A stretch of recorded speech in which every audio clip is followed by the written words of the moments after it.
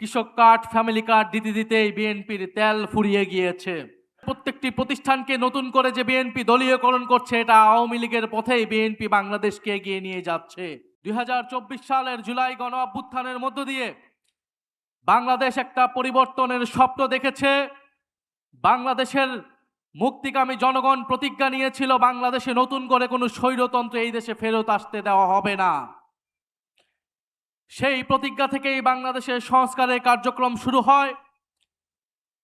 5ই আগস্টের পর থেকেই প্রতি পদে পদে বিএনপি, তৎকালীন বিএনপি সেই সংস্কার কার্যক্রমে বাধা দিয়ে এসেছিল।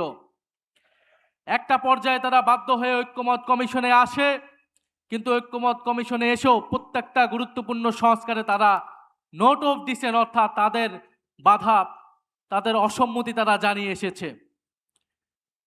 সবশেষে তারা গণভোটের জনগণের চাপে, সেই সময়ে রাজনৈতিক বাস্তবতার চাপে তারা গণভোটে রাজি হলেও আমরা দেখতে পেলাম যে নির্বাচনের পর তারা গণভোটকে অস্বীকার করা শুরু করেছে।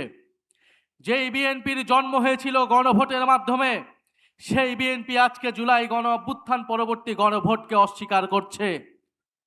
পারতপক্ষে বিএনপি তার অস্তিত্বকেই অস্বীকার করতে শুরু করে দিয়েছে। আমরা খুব স্পষ্টভাবে বলতে চাই, বাংলাদেশের প্রত্যেকটি প্রতিষ্ঠানকে নতুন করে যে বিএনপি দলীয়করণ করছে, এটা আওয়ামী লীগের পথেই বিএনপি বাংলাদেশকে এগিয়ে নিয়ে যাচ্ছে। নায়াসিনামাইড ও স্যালিসাইলিক সমৃদ্ধ লিলি ফেস ওয়াশ যা ফেসের ডেড স্কিন সেল দূর করে দেয় দ্বিগুণ ফাস্টার ব্রাইটেনিং। বিএনপি যদি আওয়ামী লীগের পথে, পুরনো স্বৈরাচারের পথে এই দেশকে এগিয়ে নিয়ে যেতে চায়, তাহলে বাংলাদেশের জনগণ আবারও রুখে দাঁড়াবে, বাংলাদেশের তরুণ সমাজ আবারও রুখে দাঁড়াবে, বাংলাদেশের জুলাই গণ অভ্যুত্থানে অংশগ্রহণকারী প্রত্যেকটি ছাত্র জনতা আবারও রাজপথে দাঁড়াতে বাধ্য হবে। বিএনপি কৃষক কার্ড, ফ্যামিলি কার্ড দিয়ে জনগণের মন ভুলানোর চেষ্টা করছে।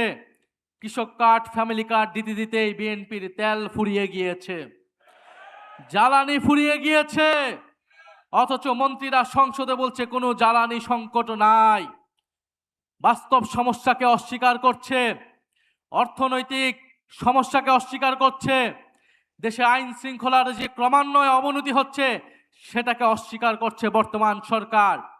আমরা সর্বাত্মকভাবে এই সরকারকে সহযোগিতা করতে প্রস্তুত ছিলাম দেশের স্বার্থে, জনগণের স্বার্থে, কিন্তু বিএনপি সরকার সেই সকল সহযোগিতা নেওয়ার সকল দরজা বন্ধ করে দিচ্ছে।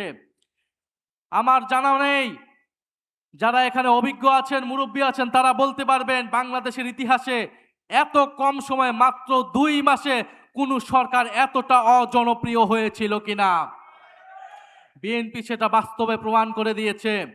এই সরকার 2 মাসে যতটা অজনপ্রিয় হয়েছে, আমরা জানি না আগামী 6 মাসে তার পরিণতি কি হবে, তার অবস্থান কি হবে। আমরা দেশে কোনো অস্থিতিশীলতা চাই না।